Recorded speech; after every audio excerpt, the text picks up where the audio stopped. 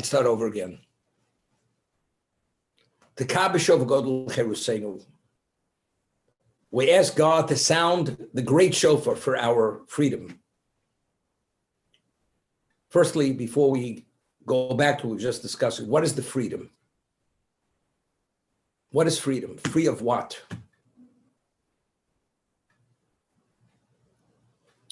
We read in Pirkei Avos, Ethics of Our Fathers, Ein lecha ben chorin, ela mi she'osik b'talmud Torah.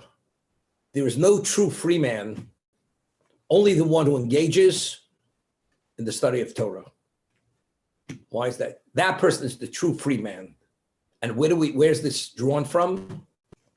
Because we speak about the tablets, the 10 commandments. The 10 commandments of God were chorus ala luchos. They were engraved, they were etched into that stone. The stone of the tablets of the 10 commandments were made of sapphire. The 10 commandments were etched into that stone, into that sapphire stone.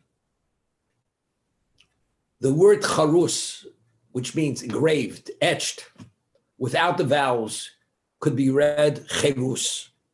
Cherus means freedom.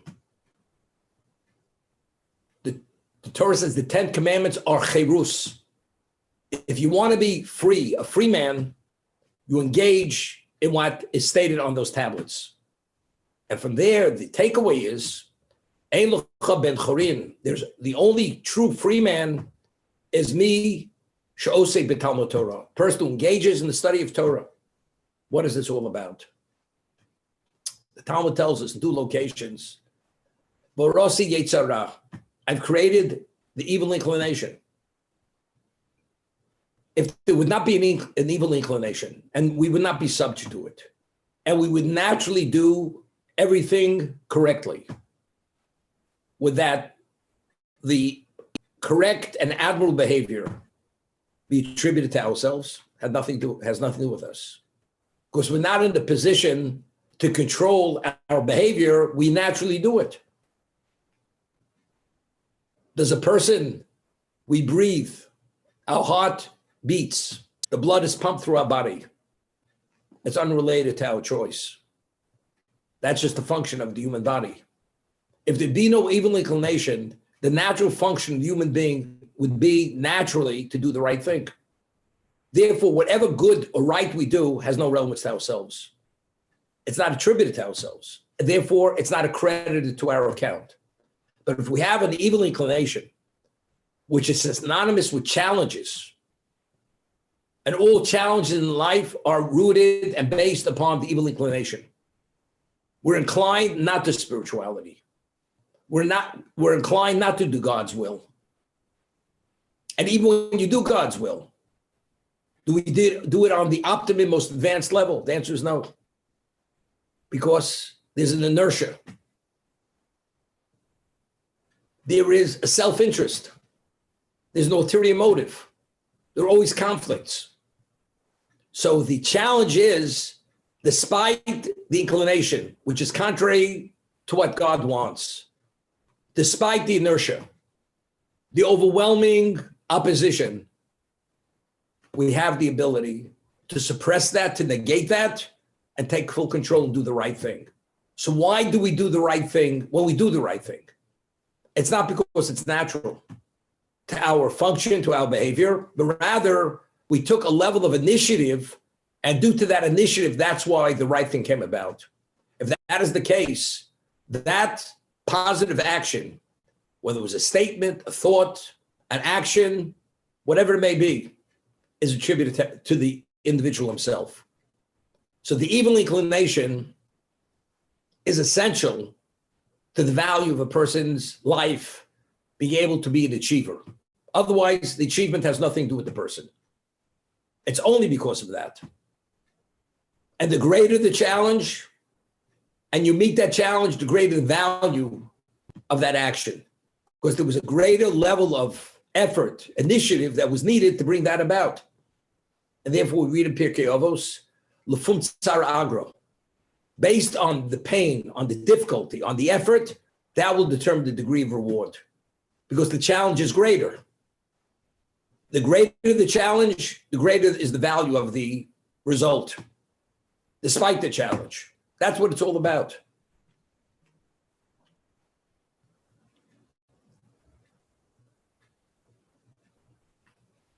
Now, if a person has a natural handicap, he's handicapped. A person is, God forbid, an alcoholic.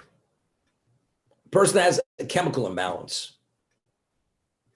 Without the medication, which will control that imbalance, he has no control over himself. Even to take the medication that's prescribed, to take it out of the medicine cabinet, take that pill, part of the illness is not to take the medication. If you read about people who have many of these issues, it's a challenge because the medication affects a person a certain way, but only the person himself knows to what degree he's affected.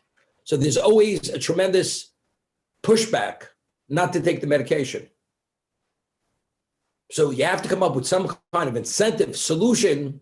The person should take the medication because only with the medication does the person have control over his function, over his behavior. The evil inclination is so overwhelming and so astute in his ability to mislead us, to hoodwink us. We could be convinced night is day and day is night. We could be convinced that evil is good and good is evil. We could justify anything. That is the ability of the evil inclination. So how do we somehow take some control over our lives? To get clarity. And even when you have clarity, how do you incapacitate that urge or dispel that urge or dissolve it or vaporize it? To be free to do as what you really want to do. It's like people would say, I know it's wrong, but I'll do it in either case. A person has a conscience. And even when we do the wrong thing, we know we're doing the wrong thing, but somehow, simultaneously, we have to take the edge off the wrong. We have to put it in a certain context. I know it's wrong, but I feel I'll just do it this one time. Or I'll make good on it in the future. I'll give charity. The charity will offset the transgression because the person does have a conscience. But if you know it's wrong, so don't do it because you have an urge, you're inclined to do the wrong thing. Therefore, we have to come up with some kind of approach to reconcile the two and do the wrong thing because somehow I'm going to do the right thing, which will offset the wrong thing. But how do you get a hold of this reality of appreciating, internalizing it, that it's wrong? Nobody has an urge to jump off a roof unless he's imbalanced. Why? Because there you understand going off the roof means you're taking your life. It's at such an absolute level of clarity, one doesn't do that. Unless you believe jumping from the roof will save your life if you're escaping a fire. But if you jump from the 90th floor, even from the fire, you understand you're not going to survive that fall. So the person will try to somehow find some other solution to escape the fire. He'll hang out the window and try not to fall, whatever it may be. So how does one achieve, regarding the whole gamut of inclination, a level of clarity where he's able to internalize it and take full control of his life? It's alluded in that word, charus ala luchos. Ein lucha ben chorin el misha osi betalmud Torah. The only person who's able to incapacitate that urge, that desire, that inclination, is the one who engages in Torah study. When you're touched with the Torah, which is a spiritual entity, and that enters into your mind, into your emotion, and you're touched by it, that somehow will activate a spiritual system that exists within us. And that spiritual system allows us to achieve a level of understanding and clarity on an internalization level that we're able to see the forest from the trees. We're able to be arm's length from the wrong thing and to see clearly why it's not right, why it's not in our best interest. So we're free. If you want to be a free man, free means to do what you really want to do in terms of what's correct. The only free man is the one who engages in Torah study. But you realize, person says, I just made a commitment this last Yom Kippur.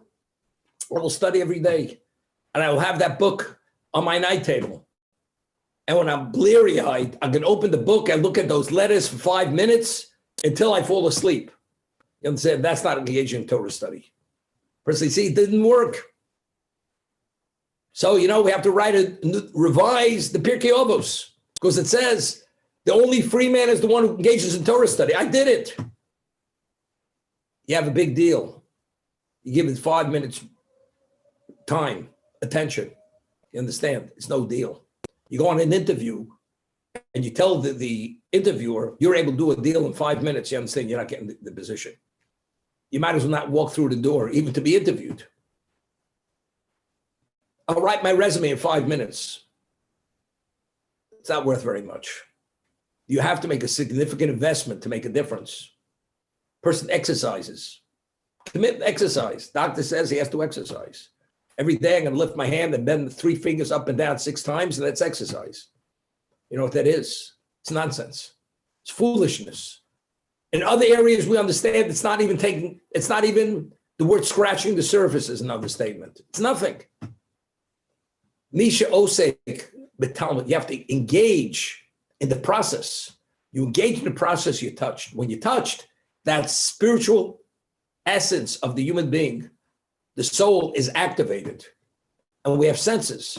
The soul has, as we have physical senses, we have spiritual senses. And when you have that, you're able to, it becomes a tangible. The wrong is you sense that wrong. You internalize that wrong. And you have an internalization of that wrong. The evil inclination is incapacitated. The true free man, people are slaves of their desires. I'll give you an example. Person earns, says, I need $500,000 plus bonus. Why? Realize I have a house, I got a mortgage to pay. I got 3 cars. My wife wants vacation. I have to buy jewelry once a year. And I got to pay maintenance in my apartment besides the mortgage. And before you add it up, I have a shortfall. I don't even have enough. So why do you work? You're a slave of your desires. The restaurant, the clothing, the ego. You know what ego costs? We're consumed with our ego. A person goes into a restaurant. The one who he's with, the man is endless times wealthier than he is. And he says to the man, the rich man, I'll pick up the tab. He said, bring the wine list. Goes down, orders the most expensive bottle of wine on the wine list. What are you trying to prove? The man can buy you and sell you 1,000 times. You're trying to impress him that you're picking up the tab and you're going to pick the most expensive wine on the wine list. Who are you trying to impress? You're a fool. Your ego makes you behave in a way where you can't even underwrite this meal. And it puts a dent in your budget. But you know something? We're all slaves of our desires. That's what drives us. So if you want to be released of those desires and not be a slave and be a true free man to do what's right and rational, you have to study, you have to engage in Torah study. I remember first, my oldest son, when he was married. So he was married in Williamsburg. We paid that time $40 a couple. He was married 26 years ago. So some people said to me, you mean to say Ira Rennet is going to come to that wedding hall? Are you slightly embarrassed? I said, you know something? If my value is in Ira Rennet's eyes because I'm embarrassed, I have to make the wedding a special type of hall. You know something? I might as well close up shop and go home. I'm wasting my time. If that is my value, I am who I am, and that's who I am. That's where it begins and that's where it ends. It's not the wine list, it's not the restaurant, and it's not what's on the menu. My menu is what I offer, what I serve, and what I deliver. Anything else, you're not interested, go somewhere else. You know? McCullough Saloon is down the block with the swinging doors over there. But make sure leave the keys with the bartender. Don't get into the car. Make sure. But you got the wrong address. But everybody's caught up with this. Don't you want to be seen as something? Therefore, you play up to the Joneses. You have to live up to the Joneses. I'm embarrassed to live in this kind of house because compared to my neighbor, I don't rate. Who's the rater over here? Who's the evaluator? You have to rate when you want to get a loan or investment because that's called Dun & Bradstreet. That's a rating. But you rate, who was your interior decorator? Who's this, who's that? But that's not what life's all about. You want to do business? Business is a different story because you have to project in a way to get a certain kind of client. That's a different story. But in terms of the personal level, I am who I am. I'm not a slave of my desires. That's Eilucha ben Chorel Misha Osu Torah. But that's derived from the word Charus al Luchos. It's etched, but without the vowels, it's Cherus. King Solomon says in Mishlei and Proverbs, Ner mitzvah v'Torah or. The vessel, the receptacle, the oil, the wick, that's the Ner. But when you ignite that wick, what happens? You have or, you have light, illumination, you have clarity. Torah or. The Torah gives that illumination, elucidation. It puts things in perspective. It gives you a handle on life. That word you don't hear very often. A person has a handle on life. How many people have a handle on life? No, they have the handle of the steering wheel. That's about it.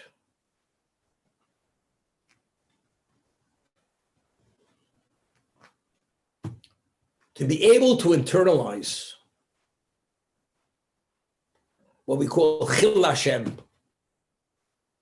In this world, at one time, going back to the 50s, 60s, if you did not believe in God, you weren't seen as part of the norm of society. You weren't considered part of a civilized society.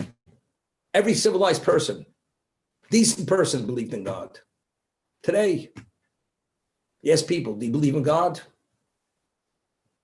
Person with a graduate degree, fine person, moral, ethical, you ask that person, he's almost ashamed to say with absoluteness, definitely. He'll say, there's sometimes a question of myself. That's usually the response, because to say yes, no question, it's almost like it's embarrassing. You're taking on an extreme position, societal position. That's extreme. You have to be progressive, open-minded. You consider yes, you consider not. So that person who can make that statement, I question myself every once in a while, maybe yes, maybe no. Could that person be pained when he sees God's name being desecrated? In this world, impossible. And what about if God is a figment of your imagination? I asked people in the olden days, you believe in God? Yes. Which is fine. Which is correct.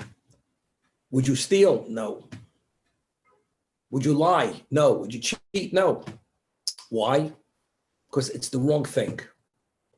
So I would say to them, if you would not believe in God, would you cheat, steal, and lie? Person says no. I said, why? Because it's unethical, it's immoral.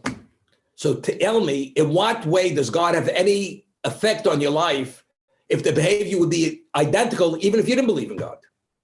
So what role does God play in your life? If something reaches an unconscionable level, you wouldn't do it in either case, whether God is there or God is not there. Of course, it's unacceptable in society. Society sets the bar for ethics and morals. So believing in God, not believing has no bearing on your life. It's purely a figment of your imagination. There's God, the abstract. He's out there somewhere, but it has no relevance to your life. So believing in God has more to do than being a moral, ethical person. Much more than that.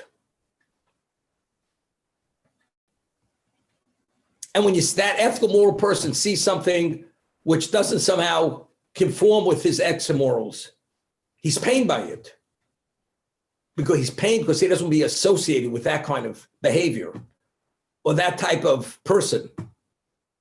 Because he sees him as maybe subhuman or a person who should actually be ostracized because his behavior is not in sync with society. But you realize ethics and morals, they waver, and they're only very temporary if you don't believe in God. They're not fixed, they're not etched in stone. Because society sets morals and ethics. What is morality? What is ethics? And if society shifts to the left, ethics and morals become something other than that. And something which at one time was unconscionable, if you don't do it, that becomes unconscionable. What at one time was unconscionable, not doing unconscionable, now that's unconscionable. But if you believe in God, and it's rooted in the divinity of God, society is irrelevant. We're not saying society will not have an effect on you as an influence, but where are you rooted? I don't steal under any circumstance because I believe in God, and God said you're not supposed to steal. It's unethical because God says not to do it. It's immoral because God says you shouldn't do it. So it's a whole different, as they say, a different ball of wax, whole different reality. Torah is immutable. Pirkei Avos, ethics of our fathers. This is divine. This was communicated at Sinai. Therefore, it's no such thing as progressive. The norm is what God says is the norm. Outside of that, that's abnormal. Many years ago, my father had a relative. He was initially born in Europe. He lived in Israel. And was a very special family. He was the father of Rabbi Freifeld, who had the yeshiva in Far Rockaway. He was a famous person in Kiruv, Shlomo Freifeld. And he had a phenomenal sense of humor. And he raised money for a yeshiva in Israel in the 50s. And he had a certain sense of humor. Somebody would come to people and say, what are you raising money for? He says, I'm raising money for an insane asylum. They said, insane asylum? He says, so who are the inmates? Where is it located? What is it called? He says, it's called the yeshiva, where they teach Torah. So he says, that's an insane asylum. He says, you don't understand. We take people who are insane and we make them sane with the therapies of Torah. That was a sense of humor. If standard, moral and ethical standard are determined by society, so how do you set it right and understand that's what ethics and morals are? You take those who are warped and distorted and perverted with ideas of what a person should be, and you set them straight, and you give them that understanding who you should be. And that therapy is called Torah therapy. That's Barasi Yitzhar Barasi Torah Tavlin. I've created that inclination. He could turn night into day and day into night. You could justify anything. But if you want to be on that even keel and have that clarity, this is the antidote. This is the medication. 2 nights ago, I was at bar mitzvah of my grandson. So my daughter-in-law's father, he spoke. He's a man in his 80s, very special person, great Talmud Chacham, and he has a phenomenal sense of humor. So he told over a story, and he's very He was born in America, very well read. And he was the head of all ritual slaughter for the OU on a worldwide level. That was his area of responsibility and expertise.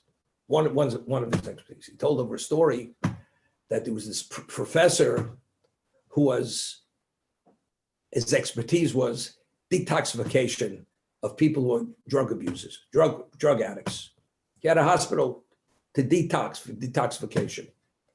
And he was an expert in narcotics. He understood how people are affected, how to deal with all these issues. And I'm not sure if he was a Jew or not, this professor. He reads about him. And they invited this professor to come to a religious wedding. He goes to the wedding, and the level of intensity of joy, the way they were dancing and singing and jumping and everything else. And this man is standing by the sidelines, and he says to one of the rabbis, he says, could you tell me what these guys are on? Are they on some kind of drug? It's a narcotic. It must be some other kind of narcotic. Of course, the patients I deal with, they have that kind of fervor, but they behave differently. Tell me, what are they on? So he says, no, they don't take narcotics. It's called Torah. That's what it's called. They take a drug called Torah, because the Talmud tells us that if you want to have the life potion, it's called Sam. In modern Hebrew, Samim are called drugs. Samim. It's called Samid Achai in Aramaic. It's called the potion of life. And the Talmud, the Torah is the potion of life. That's the drug they're on. And it has no negative sides to it. But that's their intensity and the basis for their joy and their expression of exhilaration. That's what he didn't know what he was talking about. But that was, he gave it as that was his light word of humor.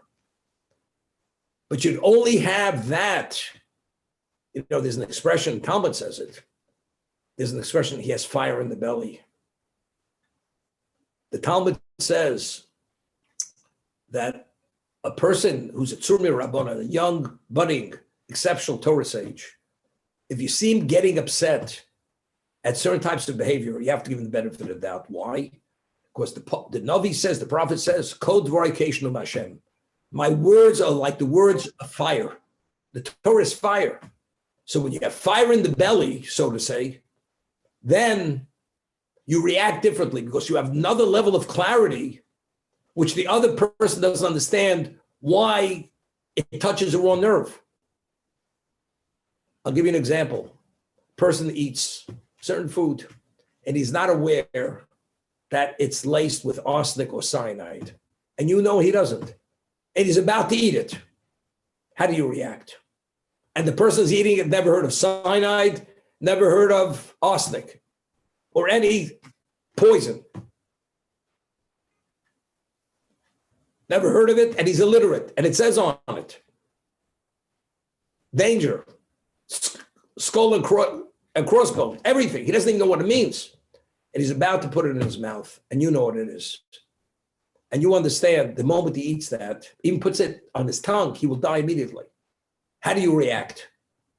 If you're a decent human being, you jump on him and you don't let him put it in his mouth, or even that it should come in contact with his skin, understanding how lethal that drug is, that poison is. A person who has fire in his belly, meaning he's absorbed and internalizes Torah, that person reacts differently to certain types of behavior than someone else. Because he's not only does he know as an abstract knowledge, it's internalized, understanding the reality of the detriment of that.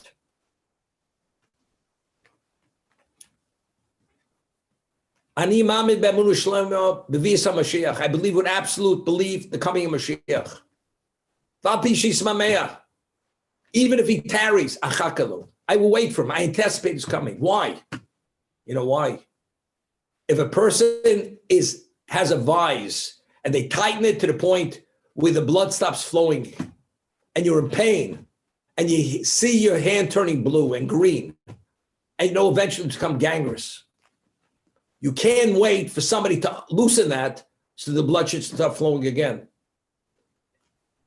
If you have a greater understanding and you've internalized spirituality, you have a greater capacity to feel the pain of God's name being desecrated. It's a different level. Although he hasn't come, I could wait. I got a deal that I have to close before he comes. Now, I got to wait for the next interest payment. My retirement is in 6 months. Then I get the big package. What about God's name being desecrated? Don't you realize that's the ultimate solution to every problem that exists? All evil will come to an end. Don't you realize that's the ultimate prize? What are you talking about? Of course, I believe it. I would like it to happen. The man is not pained. So what determines pain? A person's a diabetic and he lost feeling in his legs. He's pained. He has no pain. But a person has a healthy body and he has an injury. He feels the pain because the body is functioning fully. All the senses are there. The person who internalizes and studies Torah, he has his senses have been activated. So he's susceptible to a pain that other people are oblivious of that pain.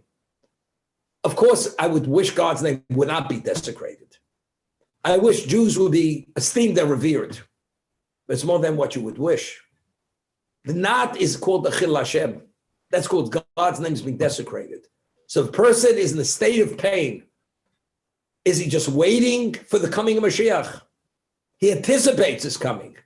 Because every moment he tarries, the pain becomes more intense. Because God's name is desecrated beyond where it should be even at this moment. That's the introduction to this blessing. At Sinai, there was the sound, the blast of a shofar being sounded. At that moment, that was an indication God's presence descended on Mount Sinai. At that moment, all evil came to an end. The Jews reverted back to pre-sin of Adam because nothing could coexist with God's presence. We're asking for that same shofar, and it will be the same shofar. The same shofar that we heard at Sinai, that's the great sound of the shofar that's going to be sounded. L'cheirusenu. And that will bring about the ultimate freedom, because that will vaporize all evil. It will expunge evil from existence. And why do we ask for it? You can say the words. The last movie I remember was 10 Commandments. Preminger. Otto Preminger. When saw, Moses splitting of the sea. You mean you want a replication of Sinai? Because you once saw whatever is. Something, as they used to say, wake up and die right. That's not what it's about. It's because, so the more you internalize this reality, it's not lip service. Because to the degree of pain, that's the degree of anticipation. If you feel the pain and you feel the desecration of God's name and how negative that is and how intolerable it is, when you say these words, they're different words. God, sound that shofar.